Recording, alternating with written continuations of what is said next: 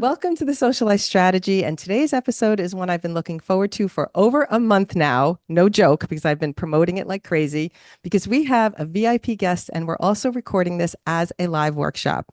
So if you're here with us now, you will be able to put your questions into the chat towards the end. Welcome in, everyone. I am so excited to finally meet live on screen for the first time, Johanna Voss, an award-winning talent agent who has been negotiating brand deals for over 10 years.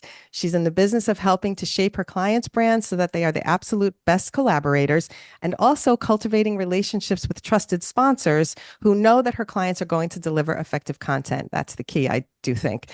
And she has built a tight-knit alliance, her roster of smart, driven men and women who understand the power of collective influence and reach.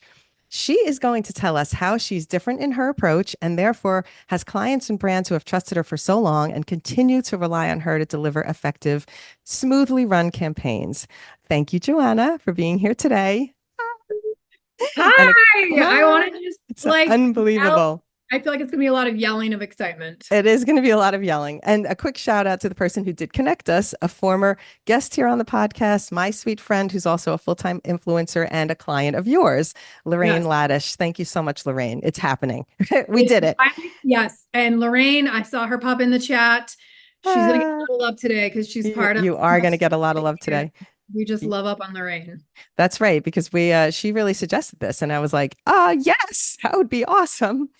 All right. So I am so excited to have you here. Let's get into it. And I want to just say that we have many connections that have happened just in happenstance since we've been connected for the podcast, which I kind of love. We ended up almost together in Croatia on a production shoot, which is crazy. So I would love, before we even start, for you to explain why you were going to be on that production shoot. And I'll explain what my role was on the shoot. And then Yeah.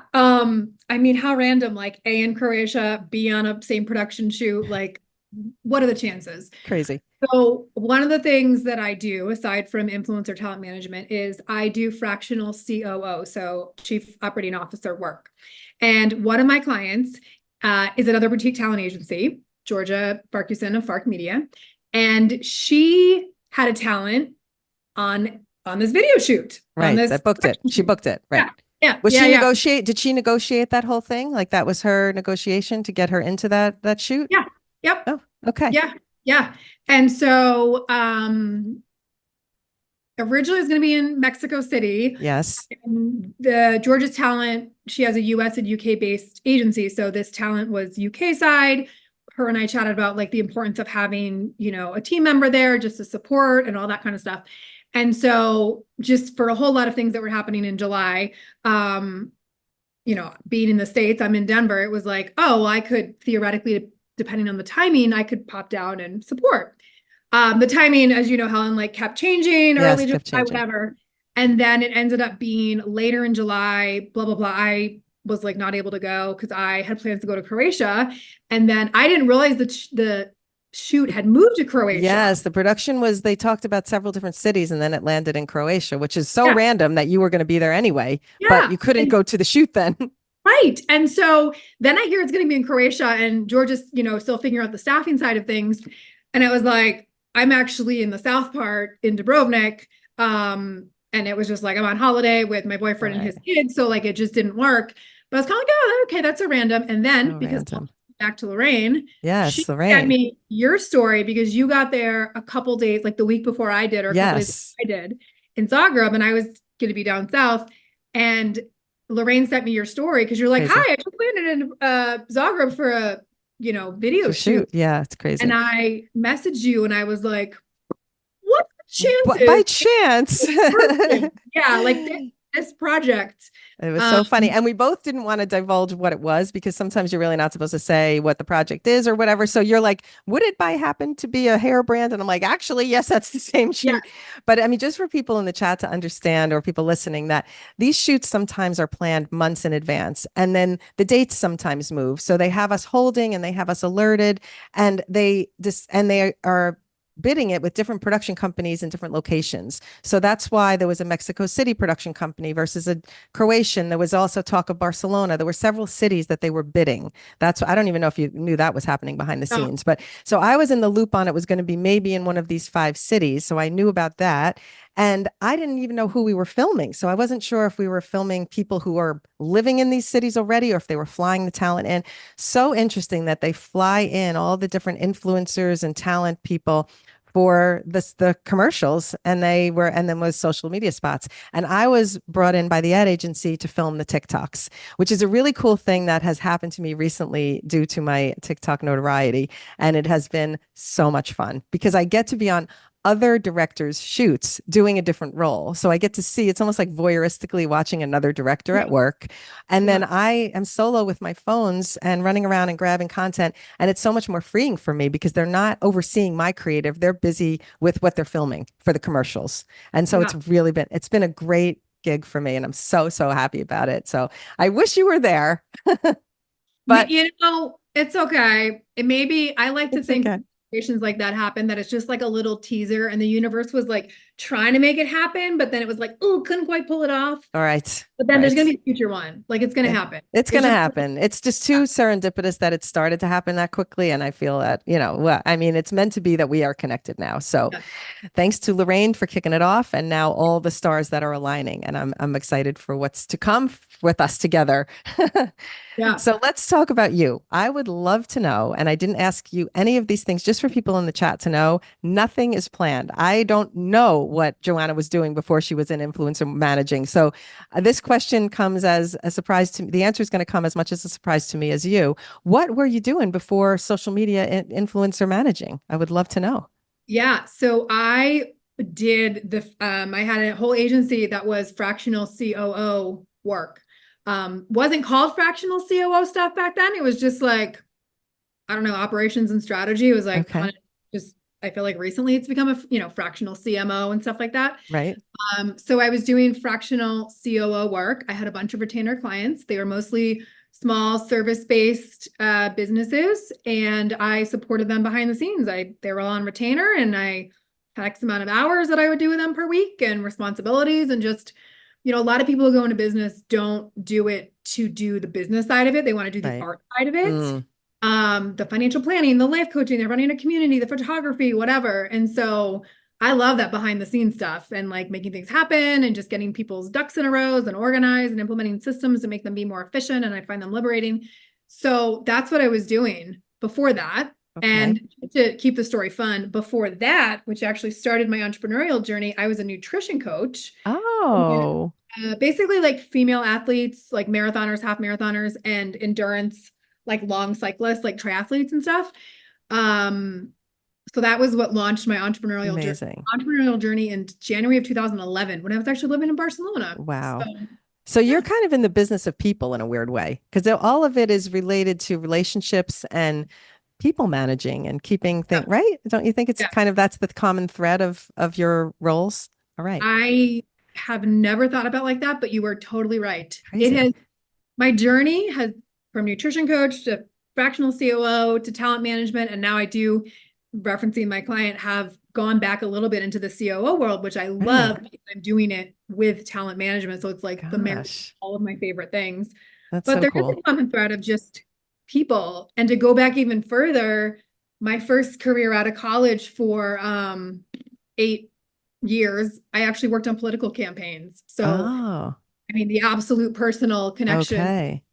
Um, so yeah, I mean, I've asked people for Yeah. the vote and I've knocked on doors for money. So I'm like, you're not Yes. gonna, So you are well versed in knocking down doors to get your clients paid and to find them sponsorships, I'm sure, because it's all related. It's all that motivation and self-drivenness to make things happen.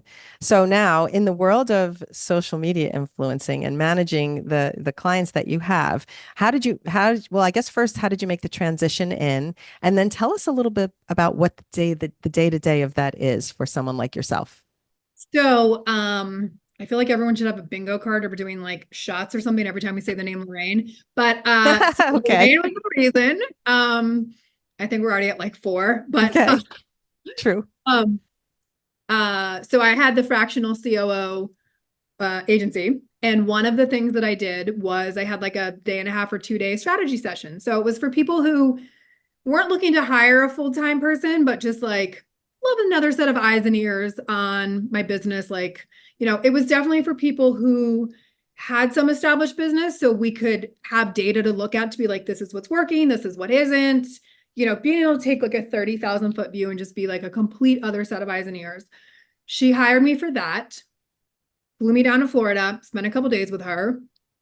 It was my first like official foray into influencer stuff, even Okay. though I realized after the fact that one of my retainer clients, I was doing talent management without realizing I was doing talent Right. Sometimes we do take on roles without even realizing we're doing it. It's management. really funny how Yeah. that is.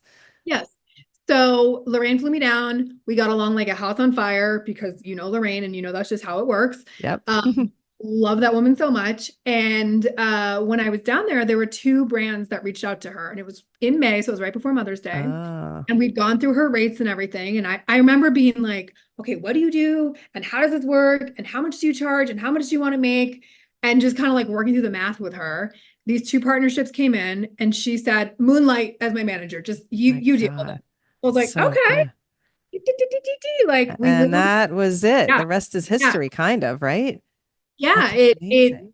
I asked for a lot of money, more than she would have, and then she kind of freaked out. And then both of them said yes pretty quickly. And then she like double freaked out again. And I was thinking, oh, this is so easy. Like, I love this. And then when I left, she asked me to be a business manager. I said yes without really knowing what I was saying yes to. Hmm. But I was like, I'm saying yes to you because whatever this is, like It's I like magic. you. It's Yes. magic. Yeah. And That's a really good reason to start something. When, you don't sometimes overthinking it doesn't even work in your favor. And sometimes just a gut instinct of this is a working relationship, let's take it further is the best strategy, really. It's totally. the non-strategy. Yeah. And I'm really big on, for a few things about kind of how I run my business. One of them is following the breadcrumbs and then also Hmm. trusting your gut. Yep. And I just, my gut was just like, say yes to this woman. Like, you'll figure it out. Plus, I just like figuring stuff out. And it was like new and challenging, which like really appealed to me. So fast forward, I continued doing my fractional COO work, was helping her on the side. Lorraine is a very open, like transparent person and just talks about what she's up to. So word of mouth, the agency side grew.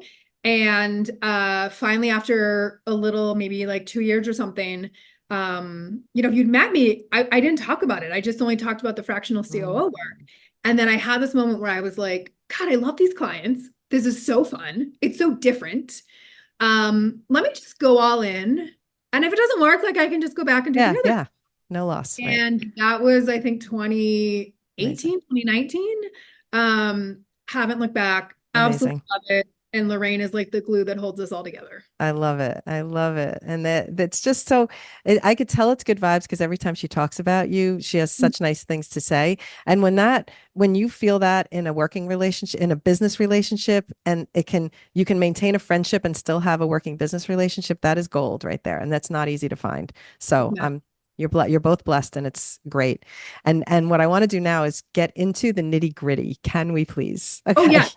Yes. Okay, so Let's my do it. Okay, because what the people want to know, including myself, is number one, how do you decide? Maybe we'll break it down in steps, but how do you decide if you're going to take someone on? And typically, does that come through them reaching out to you, or it's like the stars align and bring you to someone who they feel you want to take on? Tell me a little bit Yeah. about how that happens. How did you get more clients? So I feel like I might be one of the only people that I know, but it's all been inbound to me. Okay. So there's definitely law of attraction for sure. Just people, which we'll talk about in a second, but just people see our vibe of our agency and our crew and how tight we are. And like people love that. Like I get that feedback all the time. It's not Hmm. for everybody, but people love that. So as a result of that, that is one of the things that's really important to me is protecting that energy Hmm. because we are like I am a boutique agency. We travel together. We will rent an Airbnb and stay together. Oh, You don't want to stay with everyone that you know and love. Like sometimes it just doesn't work. right. So I look at two things. The first one is on the business side is about in the past 12 or so months, have you done around $100,000 in brand partnerships? The reason is I earn my money off commission of what I close for deals. So 20% of 100,000 is 20,000. Now, take out taxes, take out Yeah, overhead. that's not a big salary for working for a year. You know what I Yeah, mean? that's not. And I was actually just chatting with someone in my DMs this today who they were like, "Oh, you managers just want to make all your money." Like, and I'm like, no, I actually like literally I was like, "I'm gonna do some influencer manager math for you because that's not what it's about." Like, I Mm. can't. So, keeping it positive. Yes. So I look for people who are at around 100,000. Mostly it's, can I run a sustainable business? I'm not looking to take all your money and make all your money or make all my money off of you. It's also because managers are not here, and I want people that are up and coming to please take note of this. Right. Managers are not here to make you an influencer. That is not how it works. It's not, oh, you get a manager and then ta-da, you have all these brand partnerships. Right. Okay. Brands search for talent in their talent databases using hashtags, people they follow for talent. They don't look for and go to talent managers to source talent. Like, we're not in the databases, right? It's All like right. Payne and all my other creators and, Mexican foodie hashtag, whatever. So the onus is on the talent to be the type of brand partner that a brand is looking for. And the manager's here to help elevate, negotiate, help with some project management, but we're not here to bring you all the collaborations and basically like make you an influencer. Yeah. Now, a lot of inbound inquiries come to me for my talent, but I've also been doing this for a very long time. And it took years before I would have brands and agencies reach out direct to me, either to say, "Hey, Joanna, we want to work with Lorraine," or, "Hey, Joanna, we are casting this kind of campaign. Do you have anybody?" Like, that Okay. took a really long time for that to happen. Most brands reach out direct to talent. So that's why I look for at or around 100,000. It means you've done brand partnerships. It means you're on a brand's radar. It means it's not your first rodeo. So I don't have to Mhm. walk you through like, no, there is a brief. No, you have to submit a concept. No, you have to follow it. You will be asked to reshoot if you Yes. change your mind. Not hand holding, right? Yeah. So that hand holding is for grammar school. Yep. Yeah, totally. You've got to be Um, responsible, right? and then also it means that I have some relationships to leverage. It is very hard, especially now because there's just so much competition in the space, to get on a brand's radar. There's a lot of people that are possible Yes. partners. There's been an influx of creators in the space, so there's a lot more that brands have to sift through. So if you come in with 100K, 85,000, 150, whatever, I can go back to your past partners and be like, "Hey, blah blah blah person, I'm reaching on behalf of Helen. You guys worked together 3 months ago for this blah blah blah blah project. Like, I'm just want to reconnect, say hi, what do you got going on? Yes. Like, can we chat?" It helps me leverage and springboard rather than just like a Right. cold, It's cold. yes, absolutely. Because it's like you're following what has already been created and you're reminding. So you're doing the work, but you Yep. don't have to start from ground zero where you're just like knocking on a cold door, cold door. What's So, your oh take wait, on hold on. these? I was gonna say Oh, go ahead. the only other Yeah. thing is, so that's the business side. On the Mhm. personal side, I am very picky about who I say yes to because you have to fit with my whole crew. I Oh, I mean, was it's gonna say. like, yeah, it's not like they all interview you and we're like a board and it's a jury. I mean, it is my decision, but like, we know each other very, very well. So, I've had people who are making good money. I would have made good money, but they're like, I'm kind of introverted and I don't really want to be part of a bigger group. I'm like, Right. that's cool. It's not going to be a good fit because if Not going you're to be a not good fit. participating and showing up for stuff, we do monthly Zoom calls, we travel together, like, your absence is also noted. And a lot of the times there's so much good juice and educational insight and information and know-how and like helpful stuff that we're talking about every single month that you're missing out on to help grow your business. So I'm very picky about who it is. Like, it really has Right. to fit.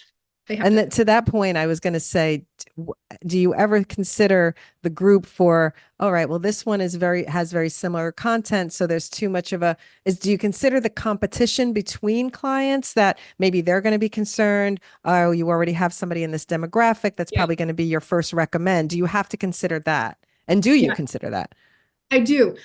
It's not an issue for me right now, but there have been points when I've had three Latina food creators, but they were all different in a certain way, their Hmm. demographic, their type of content, how they showed up. So it worked. Okay. But as a boutique agency, I mean, I very much pay attention to like, and I think a lot of agencies as they start to grow, think about this, like cannibalizing other creators because I've got 9 of the same profile. Is number Right. 5, 6, 7, 8 going to be pitched and considered to the top three? Right. That is, I would imagine that that's a bit of a challenge. I mean, I guess the thing is, for where, have you ever been in a situation where you're like, ugh, this person has so much potential, but they haven't put in the work yet?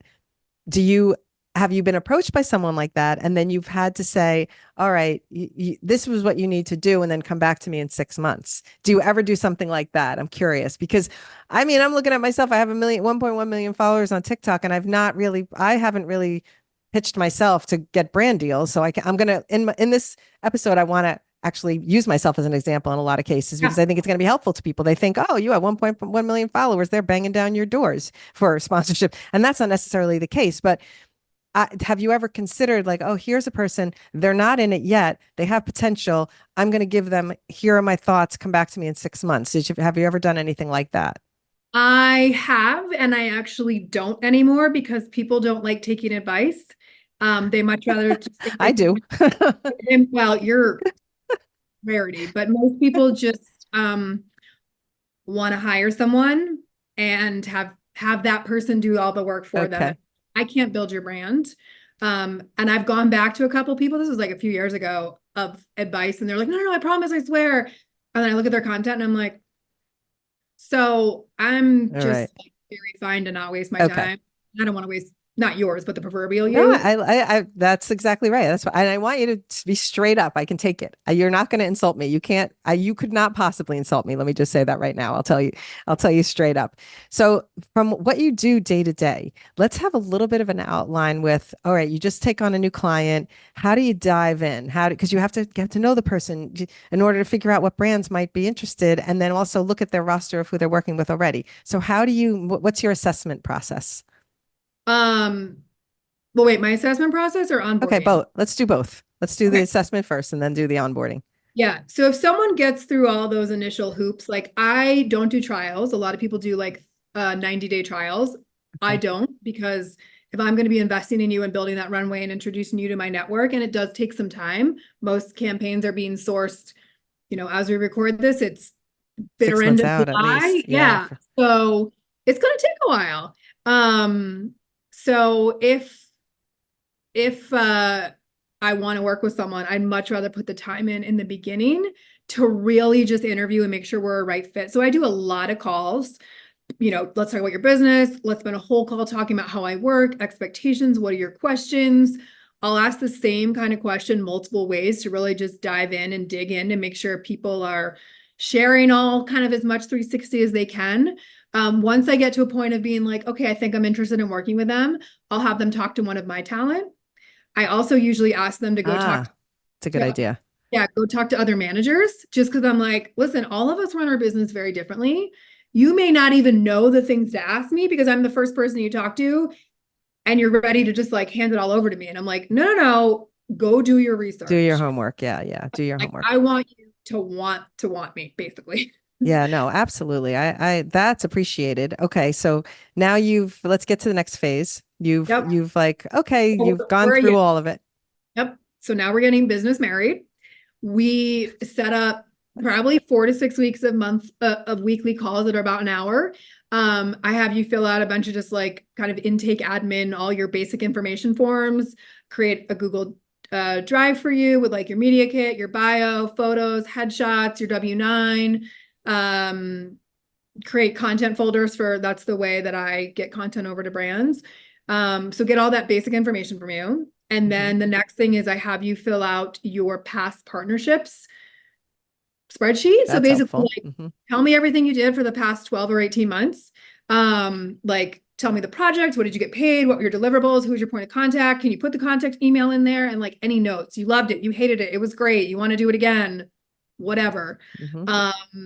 You're still waiting for payment, like whatever the case is. And then we go through every single one in one of those calls. And then I start to either have you make intros or I'll just start to email intro people and Okay. say hi on your behalf. And then, you know, include you in all of our monthly calls and just to get that stuff on the calendar. And then we're kind of just like off to the races. Ideally, because someone's at a level when they're already doing partnerships, like most of the time people have stuff in their inbox. So they're kind of like, hey, can I give you this? Like, it's like a hot Yeah, potato. yeah. Like, can you? And so I just like get right into it. Jump right in. I love that. Okay, so you can read in the chat a little bit. I'm gonna just ask you. I mean, everyone's I love that Lorraine's in there talking and I helping know. and That's guide great. everyone and answer some questions. Thank you, Lorraine. You're like our backup assist on this webinar. So I think the next thing is really to understand, do brands contact you and say, I mean, does that happen on a regular basis where they would contact you and say, hey, we're looking for this type of influencer. Do you have anybody? Does that happen regularly, or is that less likely and it's more you going looking for it? What's the balance of things that come to Oh, you versus you going to find? I do the least teeniest amount of outreach and pitching out there. Again, most of my creators are already on brands' radars, Okay. so we have a ton of inbound. Honestly, I hate pitching. It is very hard. It's a hard ROI because you're just doing a ton of outreach, and it's not like everyone gets back to you. It's not like people are saying like, "Oh my God, yes, I had $10,000 that I just had nothing to do with." Like, Oh I'm so glad gosh. you reached out. That Yeah. doesn't happen. Usually, Right. you get any response, it's like, "Okay, thanks. We'll keep you in mind." Um, I just from day one have had that kind of approach, and that's just how Right. I rolled. I will plant seeds. So if Lorraine is like, hey, actually, I've got a text from her where she's like, this company, they've been following, like, I see them watching my stories. I use the brand. She's been posting more content about it because they've been following her stories. So I'll drop a note and like try and, close the loop on that. And just maybe it's like, hey, just wanted to connect. I see you've been interested in Lorraine. Here's how long she's been using the product. Here's an idea, blah, blah, blah. Here's her media kit. Like, happy to stay in touch and keep me posted. I do more of that, like, I Okay. call it planting seeds rather than Soft just like, seeds, yeah, soft seeds yeah. versus hard like calls. What about these other agencies that are now, we've got a roster of influencers and blah blah blah. Are you finding that that's cutting into your business? There's so many agencies popping up that are like, we rep and we have so many, we have a roster of influencers and blah blah blah. Do you find that you're in a different league than them, so it's not a concern, or is it part of what you have to keep in mind for, keeping your business going? I don't think about it. Okay, I like that. Yeah. I mean, there's always going to be people, and honestly, I don't even think about it as competition. I probably have 150 people that reach out to me every year looking for management. Wow. Most of them are not quality and at the level, but regardless, I have a fantastic group of other talent managers that we're very close with, or I'm very close with. And so I will often just like, hey, pass, this person reached out, like, I'm not taking on new talent, it's not the right fit, whatever. So I constantly pass on names. Okay, that's fair. We also pass on casting calls within our group. So Oh, like, I hey, I got love that. this. I'm submitting my person, but I also just wanted to forward in case you have someone. Like, we have a very active email. Wow. That is Also rare. that is so good because I do think that that's part of, I mean, look, when I work I should also mention that I'm in the TV commercial world when we're casting. I have a casting agent who then reaches out to an agency, and then the agency puts that out to managers. And so everybody's involved in bringing us people. And so it's not, I mean, it's not a competition. It's a little bit of a competition, I guess you might say. It's like, I hope my client gets it, but we're all in this together. So everybody's, I don't know, helping each other in a weird way. So that seems to be what you have going on a little bit. And that's with different agents, different other agents, or just you have a handful that you do that with. No, there's probably, I mean, there's definitely kind of like I mean, I just have like a Google group in my email. Okay. It's probably like 14, 15 people. And every once in a while, I'll just like add, or if people are, gosh, this person never responds. So like I Hmm. might take them out. Yeah, yeah, I got it. But That's then fair. there's also like probably maybe there's five of us, more of like a core group. And I've got a couple even just like very dear friends that are managers. So we've also just got kind of a like, Okay. hey Molly, is this for you? Like you'd be my first go-to because I happen to know you're looking to build your roster. Hmm. So like here's a great person. I'm gonna kind of give you like right of first refusal for no other reason. Great. You text all the time. Love it. Okay, Um, love it. but people, I mean, I've had multiple castings and multiple talent that's looking for management come in from multiple different managers at the same time. Okay. Amazing. So Amazing. it is rare. It is rare. And I will say this, no shade to men, but every conversation it's all women that were just like happy to share it around. But I've had guys Uh, reach out and they're like, well, I want a piece of this. And what's in it for me? Yeah, yeah, I'm yeah. like, That's that's not how I interesting. roll. I wonder why that is more male than female. I mean, maybe it's just the nature of this competitiveness in men from, you know, age old. Who knows? Hunting and gathering times. I don't know. Totally. I have to ask you, let's get messy for a second. What are some of your pet peeves? Okay, a person reaches out to you, and what are some of the annoying things that happen? Do you mind sharing that? I know we didn't even talk about doing that, but I just Oh, think it would be funny. Like someone contacts you and they think they deserve an agent or some example like that. What are some of the things that you find annoying? um, so okay. I Am find annoying. I putting you on the spot? I'll tell you No, some oh things no, that are no, annoying to totally not. me about my Totally not. work. No, no, I'm just thinking. So, um, I think you kind of hit the nail on the head when there is an entitlement and sort of like this, if I say no, or just kind of like, I don't think you're ready yet, or something like I was having a conversation in my DMs with someone who reached out and, I respond to everybody. Even though I'm like, yeah, you're clearly not ready, but hey, how open are you I'll to some consider it. feedback? Hmm. Here's a couple things. Yeah. Um, I said, oh, I just took a quick scroll and it looks like you haven't done a lot of paid partnerships. And she was just very confident in her reply about how she had all these paid partners and all of her pinned reels. And I was like, there's no disclosure, there's no paid partnership thing. You're hiding all your likes. Like I literally had no idea.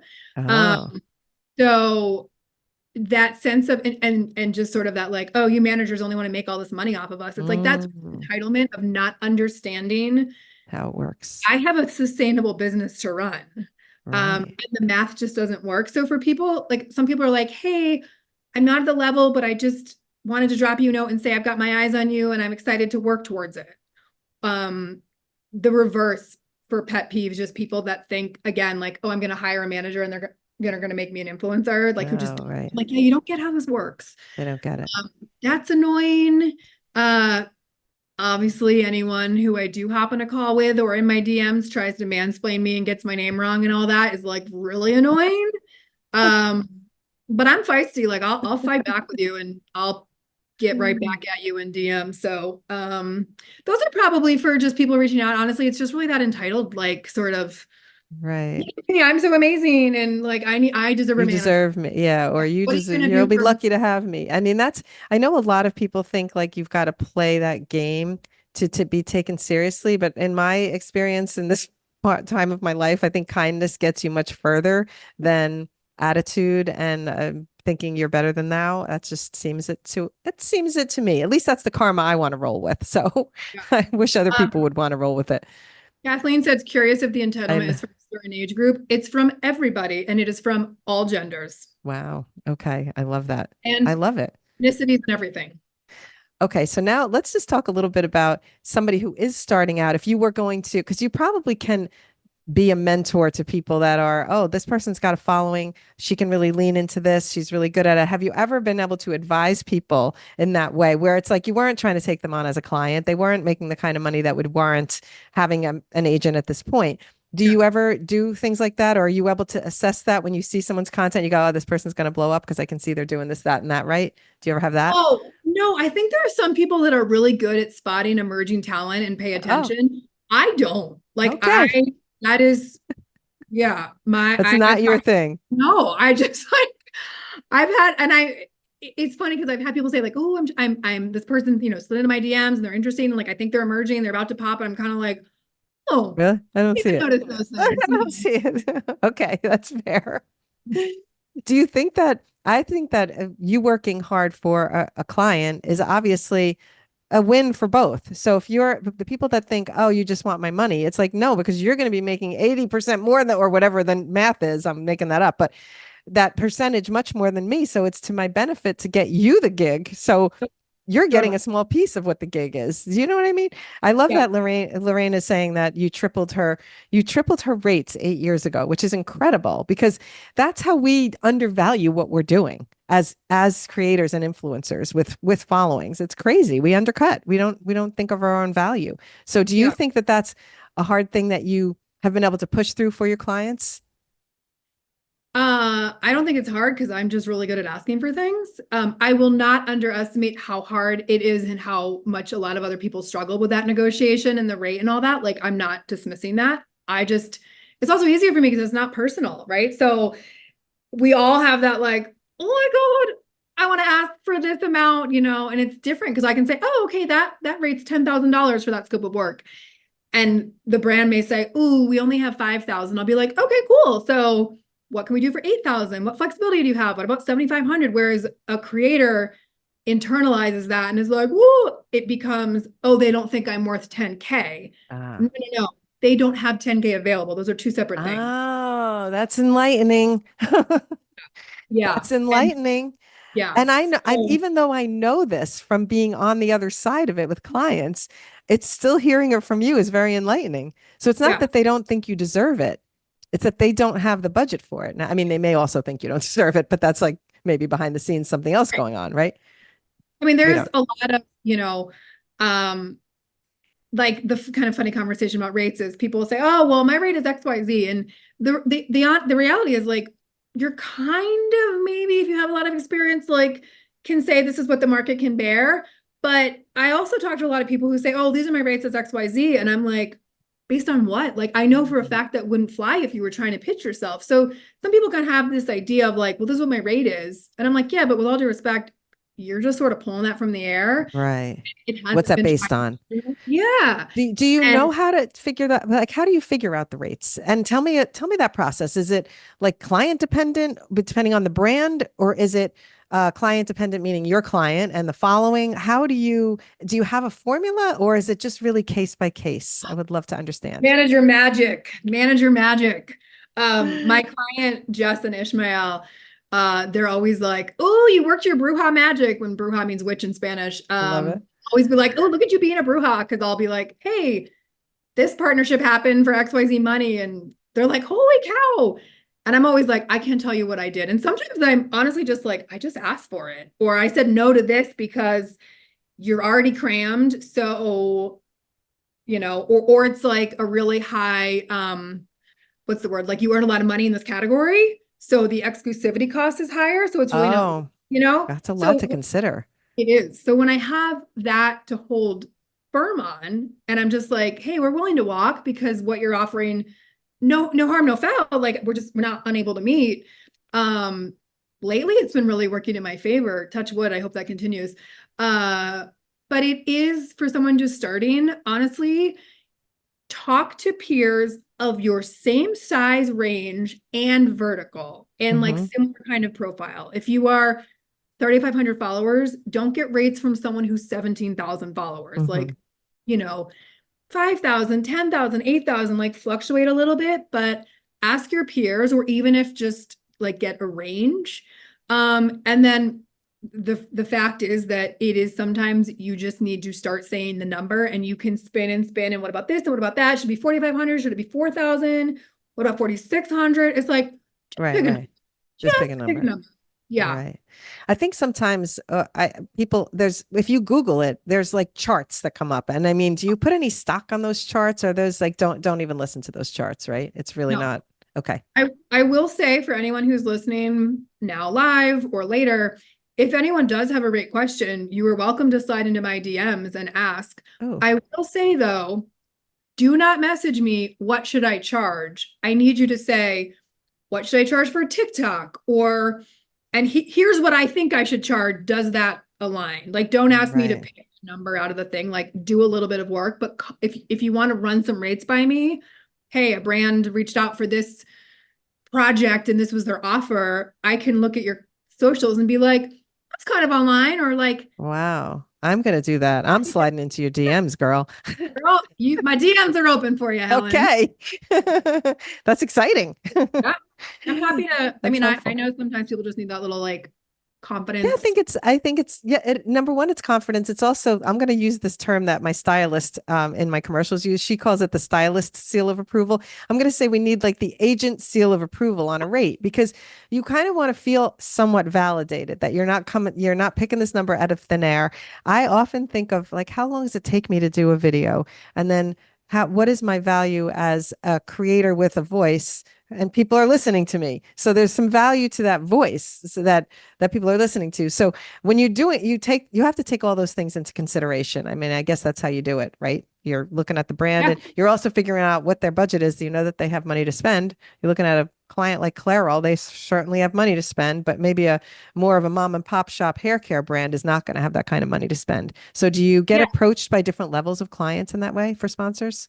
Yes. And I actually want to speak to that because you raised a very good point. Oh, And I had something else I wanted to say that I forgot what it was, but okay. We'll come back to it. It'll come back to you. okay, when it pops back in, is don't make assumptions about budgets. I have had, I'll just say Pepsi or Ford, right? Like some big global international conglomerate. And people are like, oh my God, I can't believe, I don't know why I'm doing this voice, but They whatever. only have, Yeah. People will be like, oh, they only have $2,000. Well, here's the thing. Pepsi has 2,700 marketing agencies. This person does Latinos. This person does Chicago. This person does digital TV. Like the money is so chopped up. Yes, they right, have Pepsi, but that doesn't mean that their $2 billion in revenue last quarter translates to ta-da, here's a marketing budget for influencers. Like that's just not how it right. Gosh, goes to an agency takes their cut. Like, oh, we have to pull some aside for paid media to support. I mean, there's so many factors that so you many just things. understand. And anyone who has that attitude about it, I'm just like, novice, you do not know how this Mm, works. Because simultaneously, I've had teeny tiny places that I would maybe your mom and pop or like a destination have 5 figures of money. And I'm like, oh, Nelly, like I did not shocking. see that coming. Yes. Right. You And that can't. might be because it's the only thing they're investing in. So therefore they have their whole budget for that. That's the thing that people don't realize. It's so funny because I was dealing with a sponsorship for a microphone brand and I'm like, this is a gigantic company. They have so much money to spend. They had this much money to spend on like the little bit of when it was going to be like great work for me because it's so in my wheelhouse to talk about a microphone for Pete's sake. So it's interesting to me also, even though I know this, it's still frustrating to be on the receiving end of that and be like, this company has to have more money. Come on. So it's real. It's painful. It It is happens all painful. the time. Yeah, Yeah. it's painful. People can start putting questions into the chat too, and we'll peep over to the chat. You're really good at looking and talking, just like I am. We're Trying, like trying. keeping an I eye know on it's it. like feisty over there. Like I it's know. Well, Lorraine's helping us out, but okay, somebody good. did ask, "What's your minimum?" Again, but I think that came and went. I don't know if you answered that, Lorraine. But what do you look for as a minimum for a person that you're going to take on? You said this early on. I just want you to repeat it for people who came in a little Sure. later. I look for how much you've done in paid collabs, so around 100,000 in 12 months. There are some people who base it on following count. Hmm. That is not me. I look for someone to be at or around 100K in 12 months. Okay. And then when you're looking at their account, are you considering factors like the content that they put out, the type of, give us like the overview of all the things you consider when you're assessing someone's account. Yeah. I will say you have to be a lot more particular than you used to because there's just so many more creators in the space. So I look at yeah, absolutely like quality of postings, their content cadence.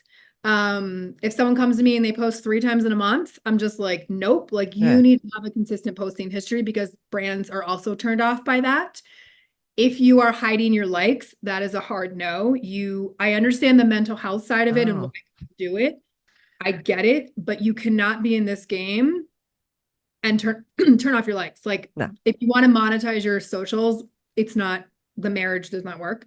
So that is something I look at. And then I do at just quick glance look at, and I'll do this for probably 3 or 4 months, like a frequency of ad postings. Like how often are you doing paid content? If I see one every 4 months, I'm kind of like, woo, I can kind of have an idea of what you're doing. If I see a good balance between social or sorry, organic and paid, again, it speaks to that you're on brand's radar. Hmm. It's like rodeo, like all those things I said before. Okay. Now let's talk about the things that are the most challenging. That so your role, you've taken a client on, you're getting to know them because I know that part of what I read on your website because I did my homework and what you really like is getting to know the family, getting to know Oh yeah, more about the client because the brand the authenticity that a brand wants is to be able to fit into your lifestyle. So it becomes really, really organic content. At least that's how I see it from my where I sit. So if you're looking at that, when you take on a client, you've got to get into that whole thing of getting to know them, understanding what types of things they do use, what do they use for skincare, probably what kind of clothing they wear. You take all those, obviously that's probably innate for you and you don't even think of it as a list, but you do consider those things. Am I right? absolutely. Oh yeah. I mean, I have a sense of, Okay. yeah, the type of partners you've done, the type of partners you want to work with, the type of partners that make sense to you. And I Okay. mean, a lot of that conversation, or at least thinking, could happen before because someone could come in, like someone who's maybe great in fashion or beauty.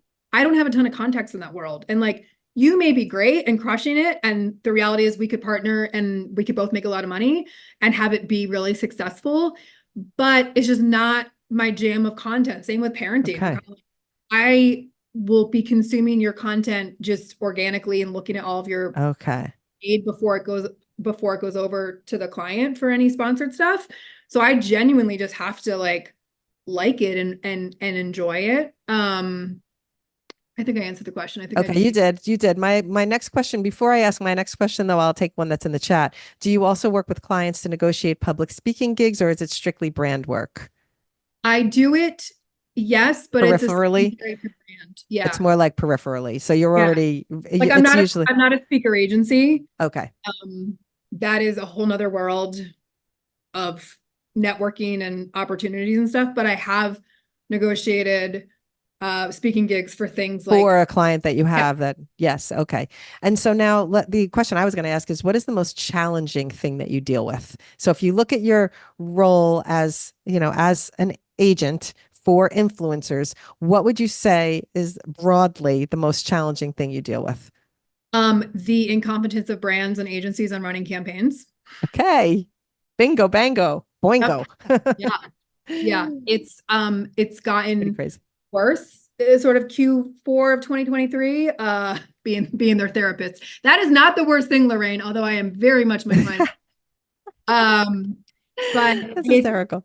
it's very much just like brands sending across feedback for content or concepts. And I'm like, that wasn't our concept, or that's not Mhm. our content, or approving content, or Ugh, approving a concept, and then the creator goes to do it, and then they're like, "Here are the edits," and we're like, "No, no, no, no, you already approved this," and they're like, right, "I need changes," and it's like, "That's not how this works." But right. like, You at the end of approved the it. day, the changes have to be made.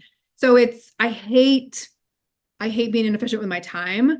So there's a lot of that because there's just it used to be a few bits of back and forth. You can get an agreement, move along, get the content. And now I'm having 50, 60, 70 emails before we sign the agreement of back Wow. and forth and people being unresponsive and like arguing points on an agreement where I'm like, we're not doing that. Like we're not open to derivative works. There's no way or world in which that is okay. Like the Yeah. rights are not protected. And they'll just continually like reword the agreement. And it's like, no, still no. No, no. So Do you yeah. ever think about like how many hours you're spending on something and go like, oh, Oh, this was so not worth my time. I want to let's talk about that because people think 20% of a fee is so much. It's like the work you have to put in. You know what I mean? Tell yeah. us about that. I saw Lorraine mention it before that I earned my 20%.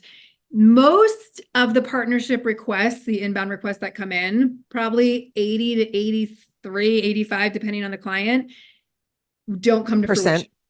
Oh, Yeah, don't come to fruit. yeah, Wow. don't come to What? fruition. So most of my time Oh my God. is not compensated Oh God. because, and some of them are trash, some of them are spam, some of them, oh, they went in a different creator direction. Some of them are like, actually, we got a new campaign director.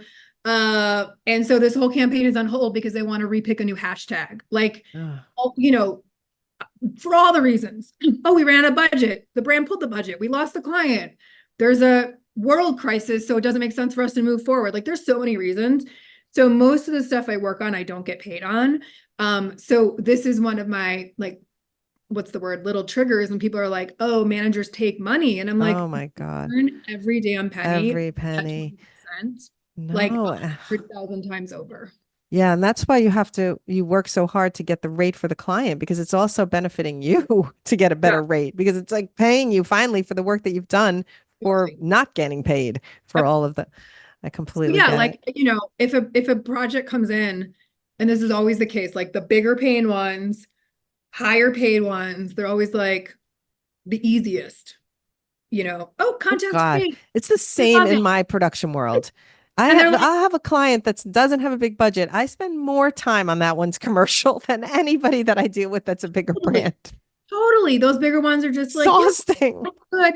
Great content looks good. Can't wait to see it live. Oh my God. And it may be net 30 and they're like literally paid within 48 hours. Ugh. Lovely to work with you. And then and so, I've had managers that are, or talent that's like, well, I don't want to pay you. You didn't earn that. Not to me, but I've heard these stories where they're like, well, you didn't really like work as hard for it. And I'm just like, oh, Oh because that payment covered those 27 other oh inbounds I my spent working on God. this week. Because then inevitably the ones that are like 2,500 and the talent's like, oh, this will be an easy lift. It's an easy organic partnership.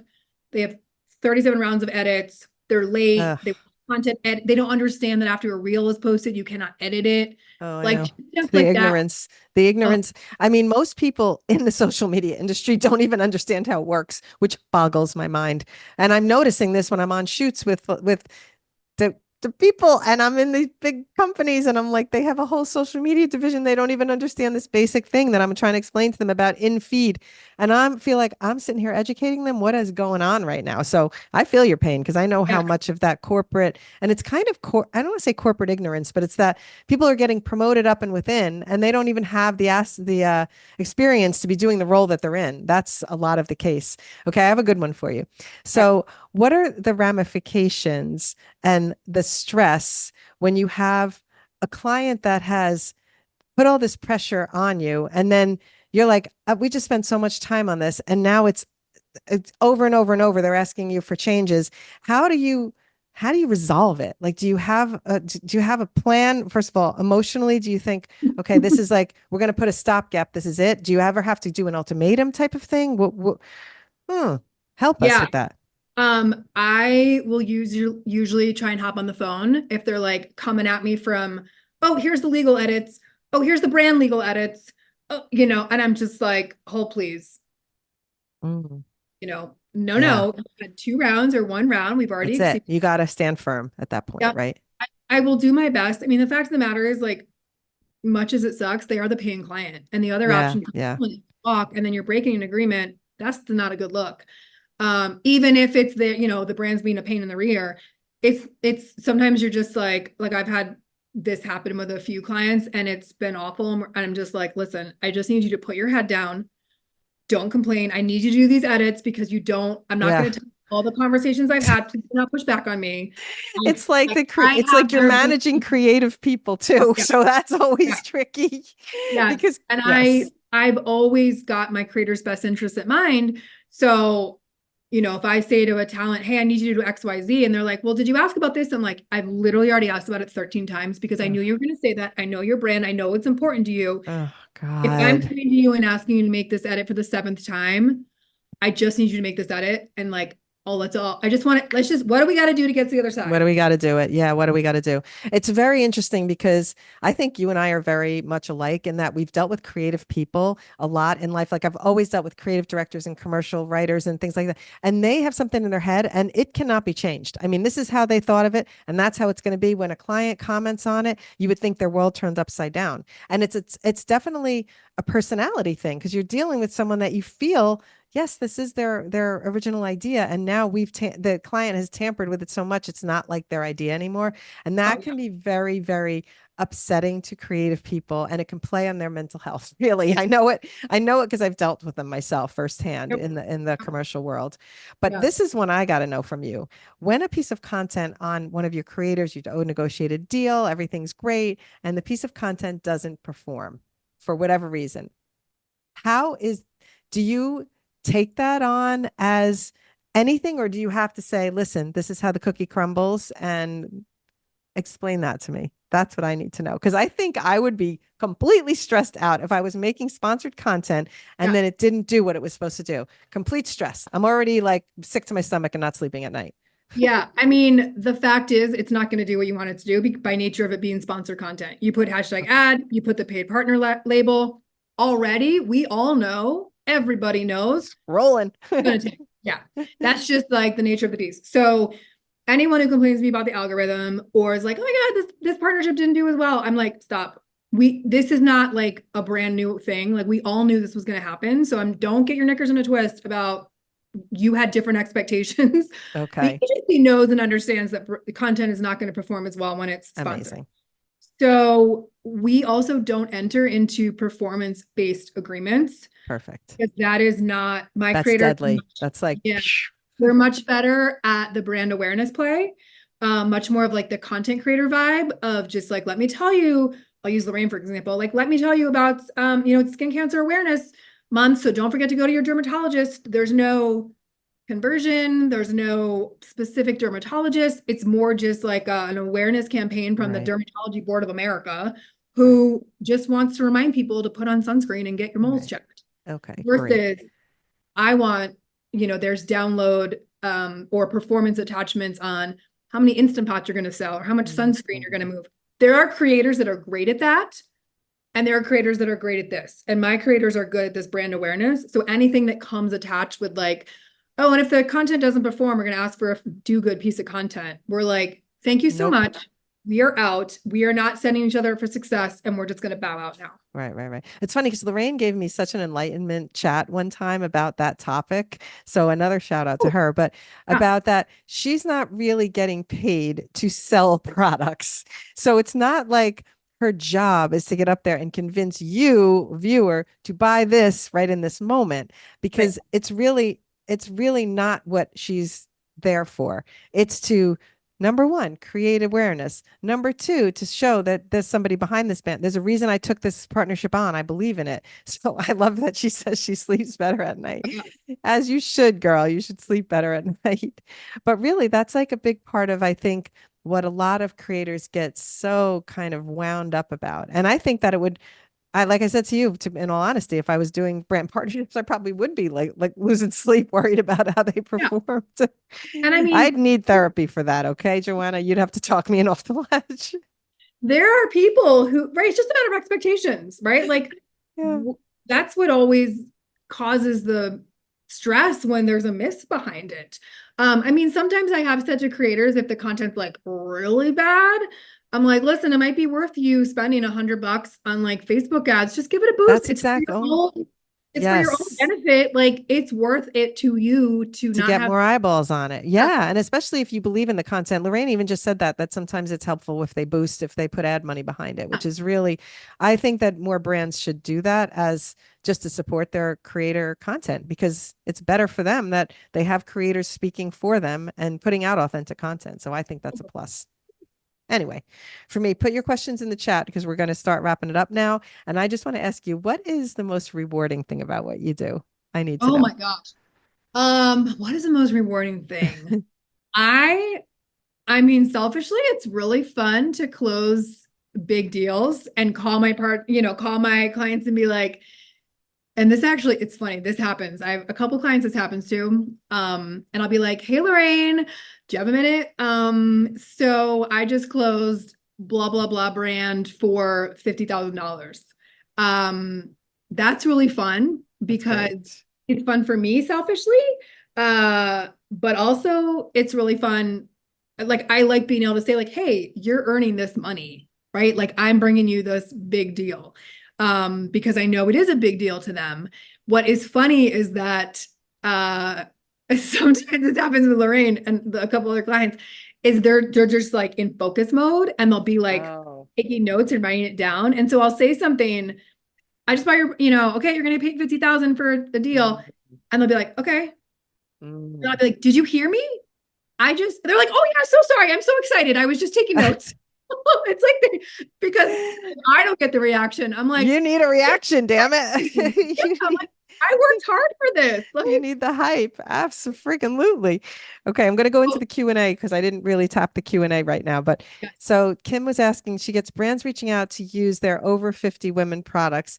And then one company paid 200 for one reel and she ended up with 96,000 views and she doesn't think she charged enough. So I think maybe Kim, you can reach out privately and just talk rates a little bit better because you do have a big, I know Kim has a big Instagram following and it's maybe they put 96 do you think they could have put a boost money behind it to get those views or you think that might have been organic reach? I guess we won't really know. So I don't know, but I will say, Kim, it's hard to say you didn't charge enough because I don't know what any of your numbers or right. content engagement looks like, nor what you agreed to in the agreement, if they could cross post, if they could use it. I have no idea. Uh, but $200 does feel like not a lot of money without It knowing does, you. yeah, it feels low. It feels So, low for I think for your following as well, Kim, yeah. just because I know that you have So a decent following on Instagram. And then that's someone it. else's question is a paid partnership. Does that include programs on TikTok when you get paid for doing ads for brands and TikTok shop? I would say yes, that's a paid partnership, right? Yeah.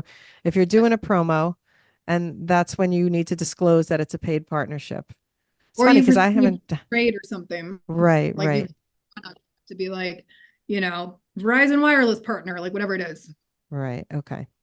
All right. So if we don't have any more questions, I think we've really covered a lot. You are amazing, I must say. Oh, First of all, say your website. I'm going to put it on screen. And I think oh, I'm going to put it on screen in JohannaVoss.com. text.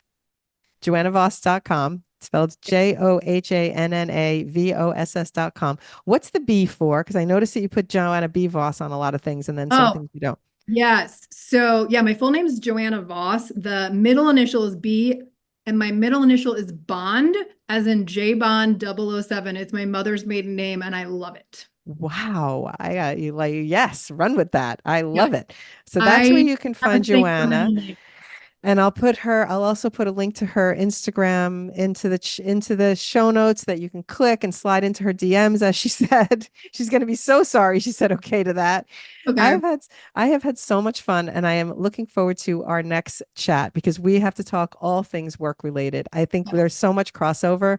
The fact that Yes. we almost ended up in the same country is just serendipity, and I am just excited to know you. This is great, and I'm glad I waited for to meet you for the first time on this interview because I didn't want to have a pre-chat and then it's like we've already spoken. This is so much fun. I have learned so much and I appreciate your time This so was great. much. Major shout out to Lorraine for supporting us in the chat, and then major shout out to everyone in the chat because it seems like it was thriving. So thank you Yes.